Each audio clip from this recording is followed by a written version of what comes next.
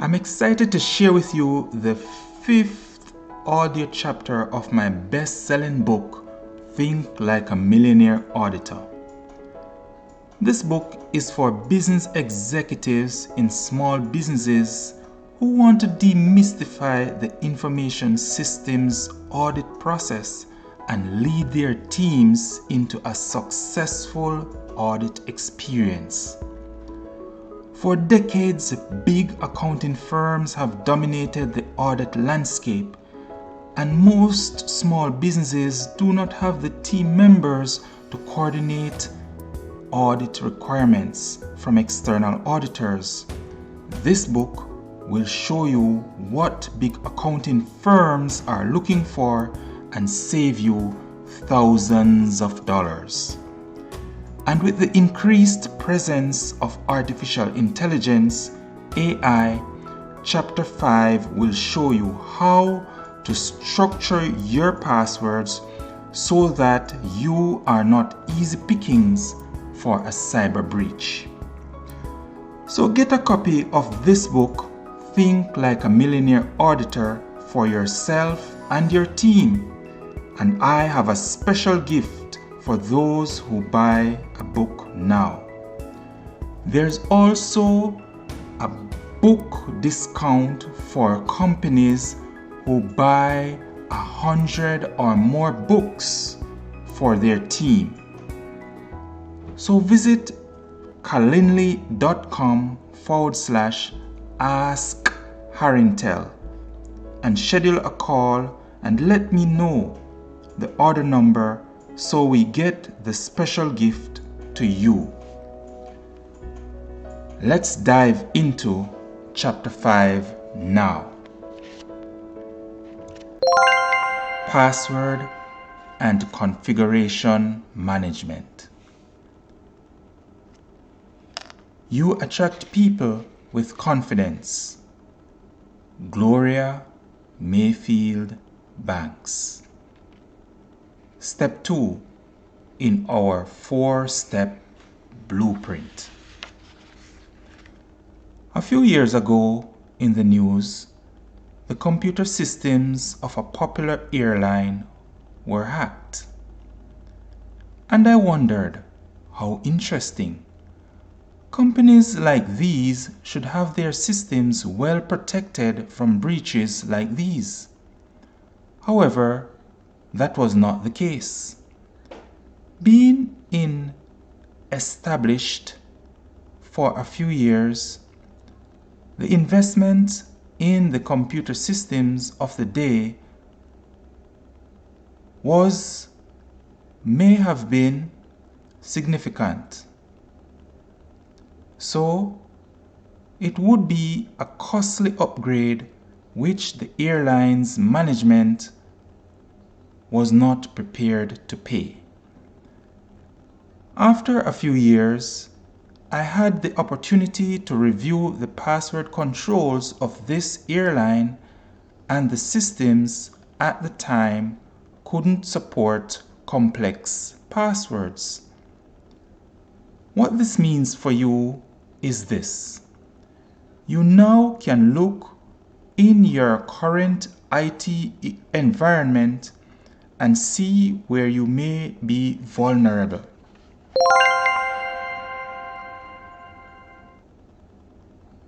Information security policy and password standard. An information security policy is the starting point of an effective control in businesses today. From the policy will flow the password standard, which dictates the password parameters to be configured on applications, operating systems, databases, and networks in your information technology environment. Oftentimes, an information security policy is non-existent. Therefore, a password standard cannot be developed. Where a policy document exists, that resembles the contents of a password standard, it may not be up to date on industry best practices. A policy is established by senior management and is high level in nature. It outlines statements such as a strong password should be used on systems where technically feasible. Where it is not technically feasible, compensating controls should be implemented in those systems or the processes that depend on those systems. Password composition. The password should be of sufficient length to meet industry best practices. Passphrases should be used to ensure sufficient password length is achieved. Password complexity should be used to make it difficult to break by unauthorized persons and even by artificial intelligence. The user account should be locked until it is unlocked by an administrator, or the number of logging attempts should be reset after a finite time. User accounts should be allowed a finite number of attempts to enter a password or passphrase. Users of a system should be able to keep their passwords for a minimum of at least 1 day or a maximum of 90 days. Now, the password standard outlines the specific settings that must be configured across applications, operating systems, databases, and network devices. Where these settings are not documented in the password standard, it becomes difficult to assess the operating effectiveness of password controls. Again, the information security policy should be approved by senior management and reviewed at least annually or when the activity will be conducted. For the Microsoft Windows IT environment, Active Directory can be leveraged to enforce password settings on applications, operating systems, and sometimes databases such as Microsoft SQL Server. Sometimes organizations have been established for years and have made significant investments in technology which was the best at the time but are now legacy. The legacy systems are often no longer supported by their vendors. Usually, the password standard is not applicable to these systems. One solution is to hide these systems behind a terminal service application such as Citrix, which is configured to use Active Directory credentials. Compensating review control should be implemented to periodically review the Citrix logs for user activities that violate the use of another user's account other than the owner of the Active Directory account. When such an implementation is not practical to the business, senior management should document a waiver for the password weaknesses in those affected systems. Such waivers should be reviewed on an annual basis. It is noteworthy that alphanumeric passwords are not equivalent to password complexity. For example, legacy mainframes that cannot enforce password complexity have alphanumeric passwords as the standard. Legacy mainframes are old technology, and not many professionals are knowledgeable about it, and businesses often practice security by obscurity. For these legacy systems, network segmentation is another technique or control that can be used where only authorized users and computers can access this resource. Now here are 4 areas that you want to be aware of. Number 1, single sign-on authentication. Number 2, direct application authentication. Number 3, legacy applications and accounts. And number 4, configuration change monitoring. There may be applications that use the network credentials to authenticate users. Such applications have a configuration screen that shows whether it is using the network credentials. This should be captured to support your audit evidence.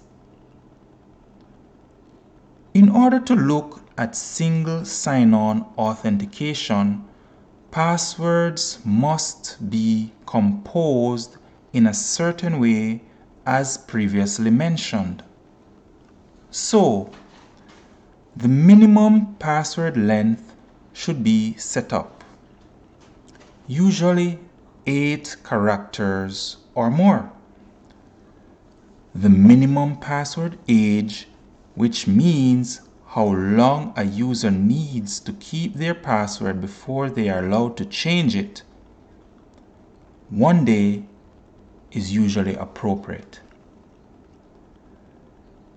The maximum password expiration, which means how long the password is valid, and an acceptable time frame is 90 days.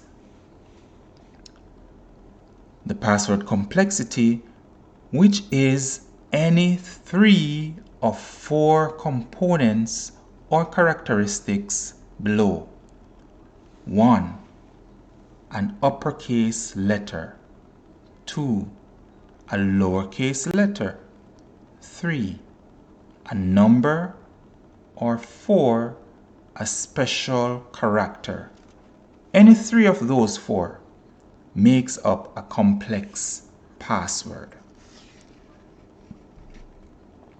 You are aware that there are some applications that are not able to enforce this in their configuration. So, what do you do about that? Well, let's find out later on. A companion to the password composition control is the account lockout policy, and this goes hand in hand with the password policy. There are 3 areas to be aware of. Number 1, the number of failed login attempts, usually 3 to 4 attempts. Number 2, the lockout duration, and the best practice is that the account is locked until the administrator unlocks it. And number 3, the reset lockout counter, usually 30 minutes. So once all of that is in place, then you can look at single sign-on. It's like your passport into all the other applications and systems that use single sign-on authentication. One control to bear in mind is that in the configuration screen within the application where single sign-on is enabled, it needs to show that the application itself is using the network to authenticate the user. This is something that external auditors will look for when they are assessing whether the application is using single sign-on to authenticate users or not. There are some applications, for example, on the OS 400, where the application is integrated with the operating system.